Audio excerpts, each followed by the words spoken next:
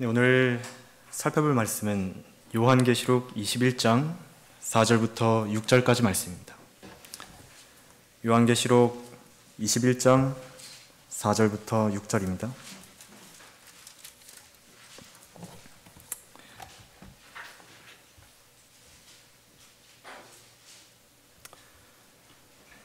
말씀 읽겠습니다.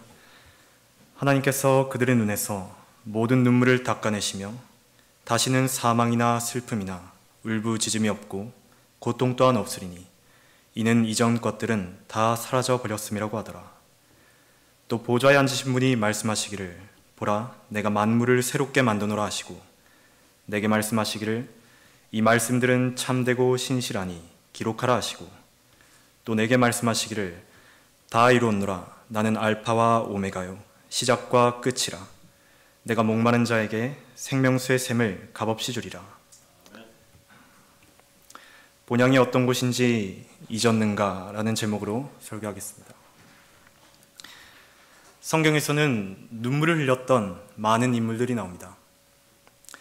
팥죽 한 그릇에 자기 장자권을 팔아버리고서 내게도 축복하소서라고 말하며 대성통곡한 에서, 닭이 3번 울 때 예수님을 저주하고 맹세하며 나는 그 사람을 알지 못하노라고 말한 후 비통하게 울었던 베드로, 예수 그리스도를 은 30개 팔아넘기고 후회에 빠져 내가 그 무죄한 피를 배반한 죄를 지었다고 한 후 은전들을 성전에 내던지고 나가 목매달아 비참하게 죽은 유다 이스카리오.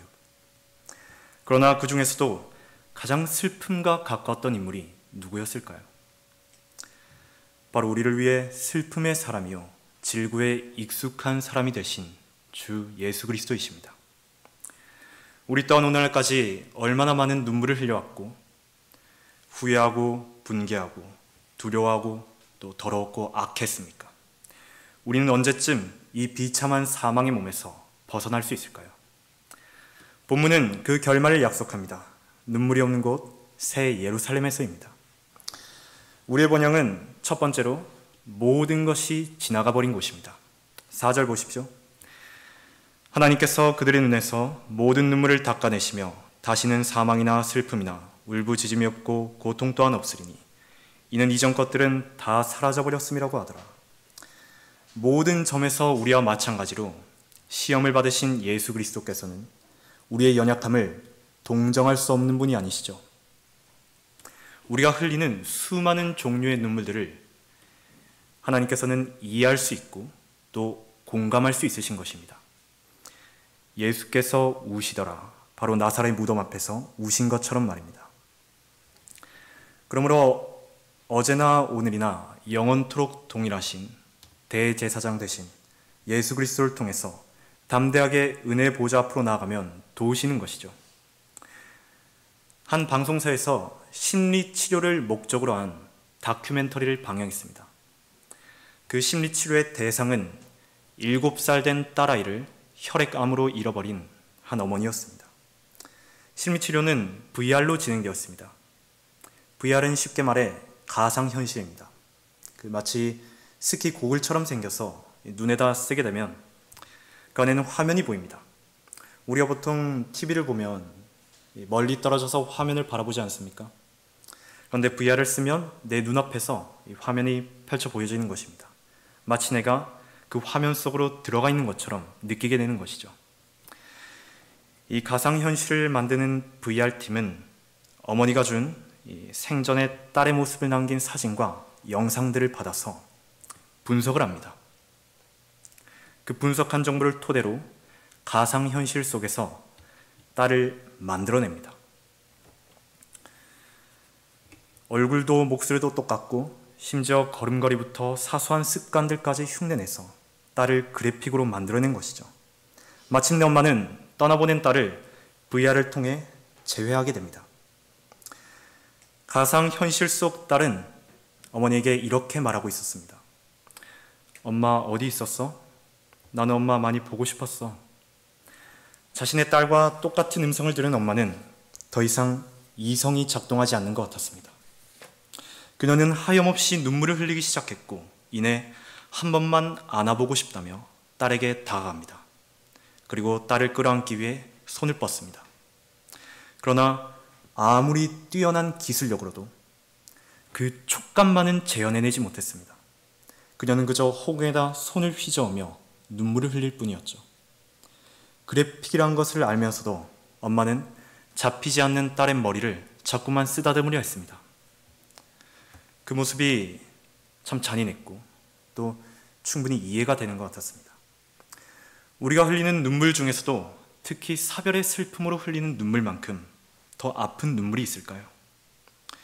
다시는 사망이나 슬픔이나 울부짖음이 없다고 말씀하신 우리의 본향에서는 더 이상 우리가 애틋하게 여기는 사람들을 작별해야 할 일이 없을 것입니다. 이를 통해 말하고자 하는 것이 바로 이것입니다. 하나님께서 우리에게 주시는 이 말씀 속에는 세상이 주는 위로에서 발견할 수 없는 것이 있습니다. 그것이 바로 소망입니다. 하나님께서는 VR을 벗는 순간 끝나버리는 잠깐뿐인 위로나 등을 토닥이며 달래주는 단순한 위로를 말씀하시는 것이 아닙니다. 이것은 영원한 위로입니다. 실로 선한 소망들이 담겨져 있는 말씀입니다. 4절에 하나님께서 그들의 눈에서 모든 눈물을 닦아내시며 다시는 사망이나 슬픔이나 울부짖음이 없고 고통 또한 없으리니. 그러면 무엇이 있죠? 사망도 슬픔도 고통도 없다면 무엇이 있는 것입니까? 생명이 있습니다. 활력이 있고 기쁨과 화평만이 가득합니다. 소망입니다. 이 세상이 주는 위로와 소망의 유통기한은 오직 이생뿐입니다. 그러나 하나님께서 주시는 위로와 소망의 유통기한은 영원한 것입니다. 날이 갈수록 몸이 쇠약해지고 점점 흔들리는 치아에 머리는 한 움큼 한 움큼씩 빠져나가고 각종 질병에 시달려 서럽고 속상합니까? 세상은 수술 날짜와 괴로운 재활 치료들을 약속할 것이나 하나님께서는 고통이 없는 완벽한 예수 그리스도의 몸을 입고 먹고 싶은 것을 마음껏 먹고 생각이 나는 대로 상상하고 하고 싶은 모든 것들을 억제하지 않아도 죄는커녕 영광과 기쁨과 감격이 넘치는 영원한 몸을 약속하십니다. 그리스도의 몸 안에서 떠나보낸 그리운 사람이 있습니까? 세상은 가상현실을 약속하나 하나님께서는 현실을 약속하십니다. 본문은 현재 처한 문제들이 당장 해결된다는 것이 아닙니다. 또 현재 흘리는 눈물이 당장 멈춘다는 것이 아닙니다. 다만 그 눈물이 기쁨으로 바뀔 날이 이미 보장되어 있다는 것이며 우리가 괴로워했던 모든 기억들도 그곳에서는 이미 지나가 버렸다는 것입니다. 본문은 말씀하십니다. 이는 이전 것들은 다 사라져 버렸음이라고 하더라. 이 세상은 온통 사라질 것들 뿐입니다. 값비싼 외제차도 결국 녹슬어 버릴 것입니다.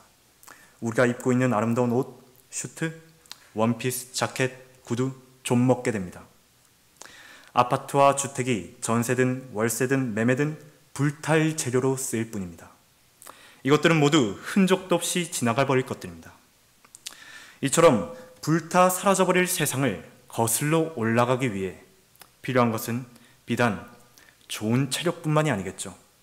바로 소망이 필요합니다.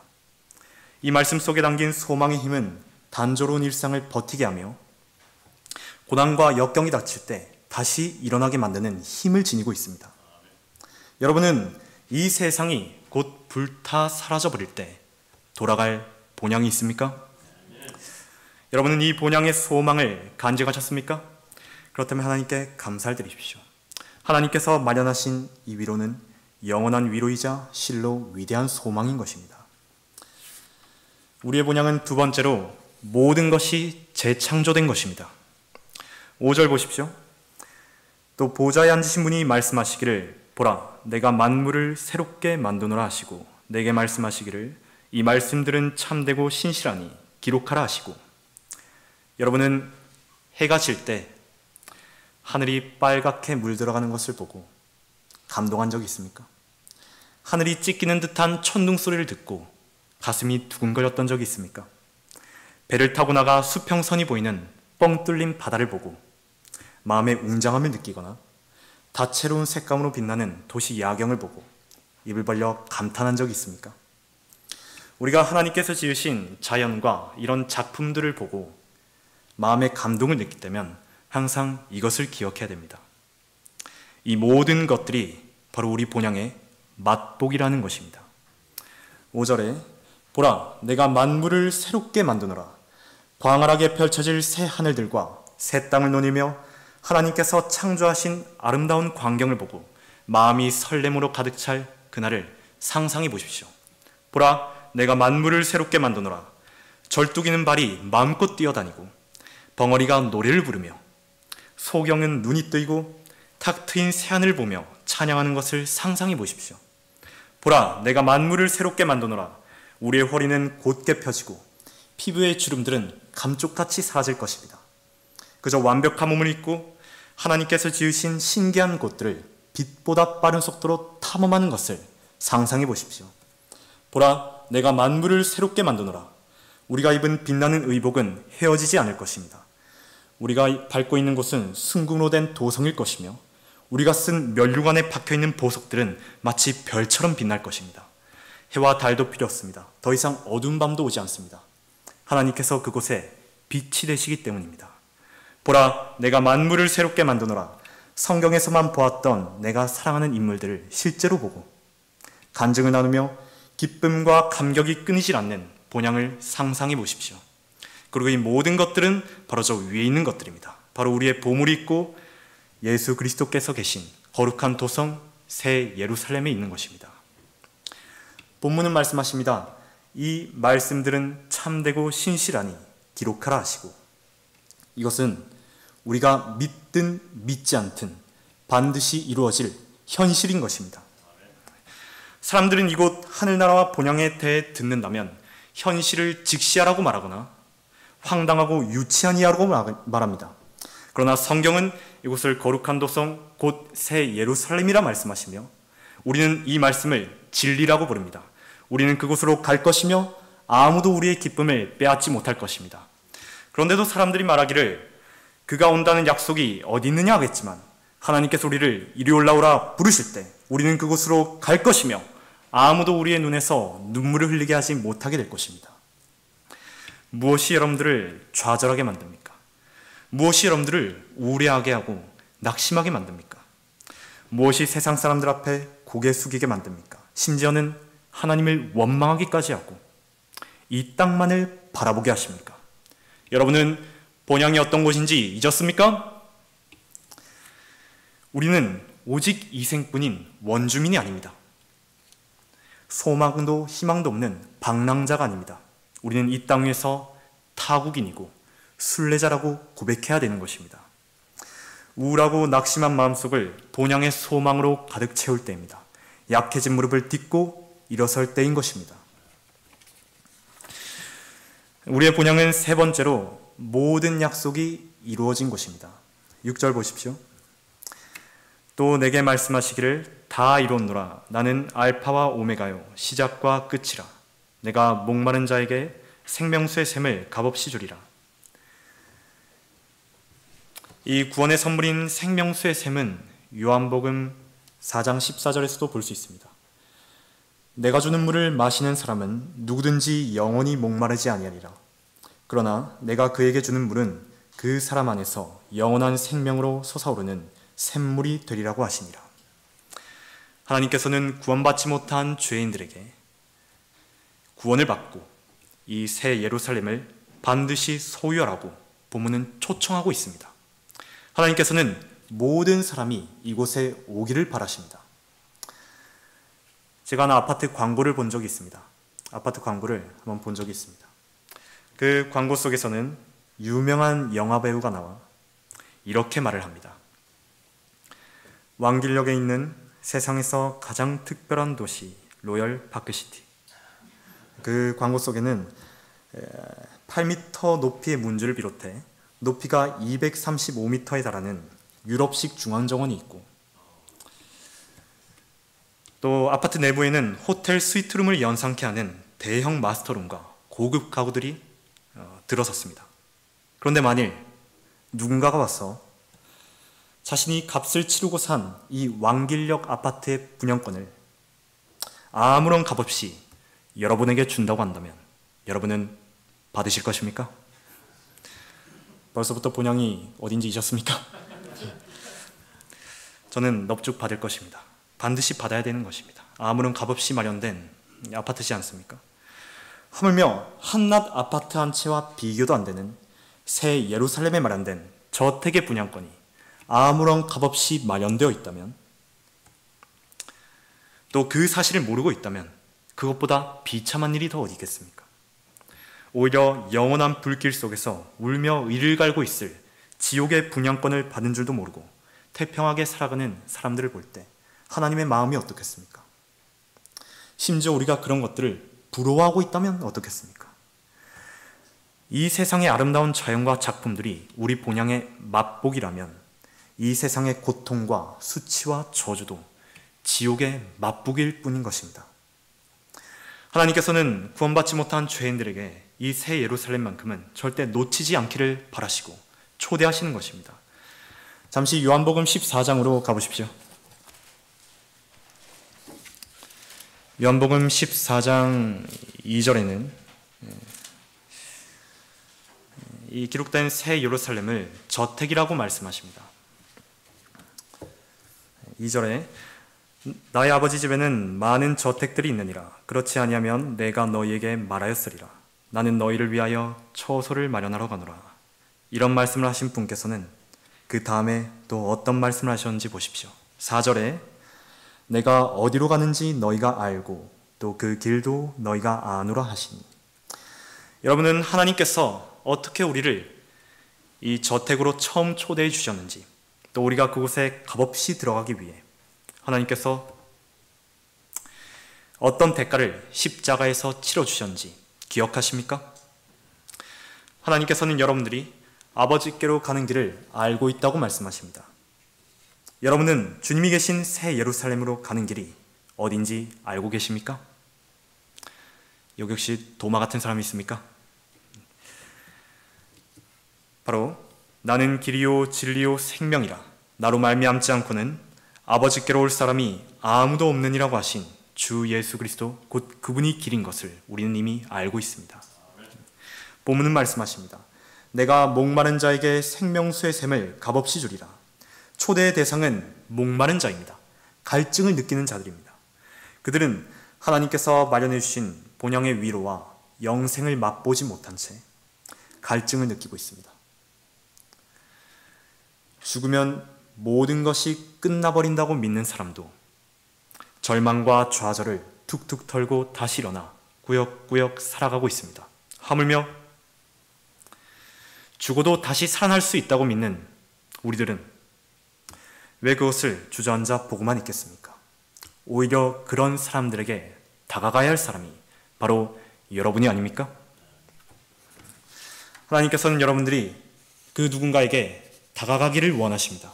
바로 그 사람에게 다가가기를 원하시는 것입니다. 성경에서는 눈물을 흘렸던 많은 인물들이 나옵니다. 베드로도, 바울도, 많은 믿음의 선진들도. 그러나 이 인물들은 한결같이 돌아갈 본향이 있었고 소망과 위로가 있었습니다. 오늘날까지 우리 또한 얼마나 많은 눈물을 흘려왔고 또 비통하고 후회하고 또 악했습니까? 우리는 언제쯤 이 비참한 사망의 몸에서 벗어날 수 있을까요? 우리는 이미 본향이 어떤 곳인지를 기억하고 있습니다. 모든 것이 지나가 버렸고 모든 것이 재창조되었으며 모든 약속이 이루어진 눈물이 없는 곳 새 예루살렘에서입니다. 여러분은 본향이 어떤 곳인지 기억하고 있습니까? 하나님께서 주신 이 본향의 소망을 간직하셨습니까?